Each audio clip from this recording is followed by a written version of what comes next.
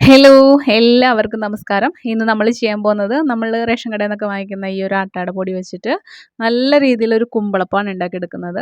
വളരെ ടേസ്റ്റി ആയിട്ടുള്ള അതുപോലെ തന്നെ നല്ല സോഫ്റ്റ് ആയിട്ടുള്ള ഒരു കുമ്പളപ്പാണ് കേട്ടോ ഉണ്ടാക്കുന്നത്. അതിനായിട്ട് ഞാൻ ഇതിനകത്ത് നിന്നൊരു അര കിലോയോളം പൊടി എടുത്തിട്ടുണ്ട്, ആട്ടപ്പൊടി എടുത്തിട്ടുണ്ട്. അതിലേക്ക് ജീരകവും അതുപോലെ തന്നെ ഏലക്കയും കൂടെ പൊടിച്ചിട്ട് ചെറുതായിട്ടൊന്ന് ചതച്ചിട്ട് ഇട്ട് കൊടുക്കുന്നുണ്ട്. പിന്നെ ഒരു 1/4 ടീസ്പൂൺ ഉപ്പും അരമുറി തേങ്ങയും കൂടെ ഇട്ടിട്ട് ഇനി നമുക്കൊരു 3-4 കഷ്ണം 4 കഷ്ണം ഞാൻ 4 കഷ്ണമാണ് എടുത്തിട്ടുള്ളത് ശർക്കര. അപ്പോൾ ആ ഒരു ശർക്കരയും കൂടെ ഒന്ന് നല്ലപോലെ ഒന്ന് അടുപ്പിൽ വെച്ചിട്ട് അതിൻ്റെ ആ ഒരു ഫുള്ള് എന്താ പറയുക പാനിയാക്കി എടുത്തിട്ട് അതിലേക്കൊന്ന് ഒഴിച്ച് കൊടുത്ത് നമുക്കൊന്ന് മിക്സ് ചെയ്തെടുക്കാം. അപ്പോൾ ഇതിൻ്റെ ഒരു കൺസിസ്റ്റൻസി എന്ന് പറയുന്നത് ഒട്ടും കുഴഞ്ഞു പോകരുത്. അപ്പം നമ്മൾ ഈ ചപ്പാത്തിക്കൊക്കെ പരത്തുന്ന ആ ഒരു അത്രയും ആ ഒരു ഇത് അതിലിച്ചിരി കൂടെ ആ കൺസിസ്റ്റൻസിയുടെ കുറച്ചുകൂടെ ഒരു ഇതുണ്ട്, ഈ ഒരു പരുവം. അപ്പോൾ ഇത്രയാണ് നമുക്ക് ഈ ഒരു പരുവാണ് കേട്ടോ വേണ്ടത്. അപ്പം നന്നായിട്ടൊന്ന് ഇതാക്കി എടുത്തിട്ടുണ്ട്. ഇനി നമ്മുടെ കയ്യിൽ ഈസ്റ്റൊക്കെ ഉണ്ടെങ്കിൽ അതും കൂടെ ഒഴിക്കുകയാണെങ്കിൽ നല്ല സോഫ്റ്റായിട്ട് കിട്ടും. അതുപോലെ തന്നെ നല്ല പതുപതുപ്പായിട്ടിരിക്കും കേട്ടോ.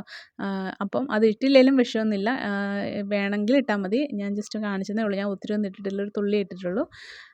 പിന്നെ ഇനി നിങ്ങളുടെ കയ്യിൽ പഴമൊക്കെ ഉണ്ടെങ്കിൽ പഴം ഇട്ട് കൊടുത്താൽ നല്ല സോഫ്റ്റായിട്ട് കിട്ടും. അതുപോലെ തന്നെ നല്ല രുചിയും കിട്ടും കേട്ടോ. അപ്പം ഞാനിതിൽ പഴം ഇടുന്നില്ല. അപ്പോൾ ഇനി നമ്മൾ ഇത് നല്ലപോലെ ഒന്ന് കുറച്ചൊരു അരമണിക്കൂർ റെസ്റ്റ് ചെയ്യാനായിട്ട് വെക്കാം. അത് കഴിഞ്ഞിട്ട് നമുക്ക് അപ്പം ഉണ്ടാക്കാനായിട്ട് നോക്കാവേ. ഞാനിത് അരമണിക്കൂർ കഴിഞ്ഞിട്ടുണ്ട്. അപ്പം നമ്മളൊരു ഇഡ്ഡലി കൂട്ടകം എടുത്തിട്ടുണ്ട്.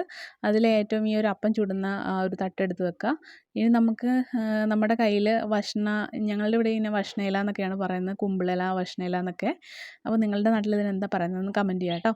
അപ്പോൾ ഈ ഒരു ഇല നല്ലതായിട്ടൊന്ന് കഴുകി വൃത്തിയാക്കി എടുത്തിട്ടുണ്ട്. ഇനി ഈ ഒരു രീതിയിൽ നമ്മൾ പ്ലാവില കുമ്പിൾ കൂട്ടുന്ന പോലെ കൂട്ടിയിട്ട് ഇതിനകത്തേക്ക് ഇങ്ങനെ ഒന്ന് അതുകൊണ്ട് ആ മാവ് ഒന്ന് ജസ്റ്റ് ഇറക്കി കൊടുക്കുക.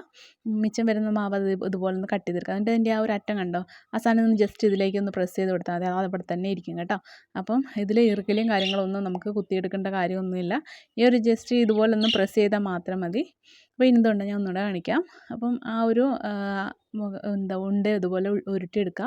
എന്നിട്ട് നമുക്ക് ഇതിലേക്കൊന്ന് കുത്തി കൊടുക്കുക. കണ്ടോ, ഈ ഒരു രീതിയിലൊന്ന് കുത്തി വെച്ചാൽ മതി, അത് ഫുള്ള് ആയിക്കോളും. അപ്പം മലയാളികൾക്ക് എല്ലാവർക്കും തന്നെ കുമ്പിൾ അപ്പം എന്നൊക്കെ പറഞ്ഞാൽ ഭയങ്കര ഇഷ്ടമാണ്. അപ്പം കുമ്പിളിൽ ഈ ഒരു ഭക്ഷണയില കിട്ടിയില്ലാത്തവർ നമ്മുടെ വീട്ടിലുള്ള നിങ്ങളുടെയൊക്കെ നാട്ടിൽ കൊക്കോയുടെ ഒക്കെ ഇല ഉണ്ടെങ്കിൽ അത് വെക്കുക. അപ്പം ഞങ്ങൾക്ക് എൻ്റെയൊക്കെ വീട്ടിൽ ഈ ഇല കുറേയൊക്കെ കിട്ടാണ്ടൊക്കെ വരുമ്പോഴത്തേന് നമ്മൾ മറ്റേ കുമ്പിളപ്പം തിന്നാൻ കൊതി ഉള്ളതുകൊണ്ട് തന്നെ ആ ഒരു കൊക്കോയുടെ ഇല വെച്ചിട്ട് ഉണ്ടാക്കാറുണ്ട് കേട്ടോ. അപ്പോൾ എന്നാലും നല്ല ടേസ്റ്റാണ്. പിന്നെ ബാക്കി വരുന്ന ആ ഒരു ചെറിയ ഉണ്ട ഉണ്ടല്ലോ, അത് ഉരുട്ടി ഞാൻ ഇതുപോലെ വെച്ച് കൊടുത്തിട്ടുണ്ട് കേട്ടോ. അപ്പോൾ എന്താണേലും ഇതുപോലെ ഒന്ന് ട്രൈ ചെയ്യാത്തവരുണ്ട്, ഒന്ന് ട്രൈ ചെയ്യാൻ നോക്കാം കേട്ടോ.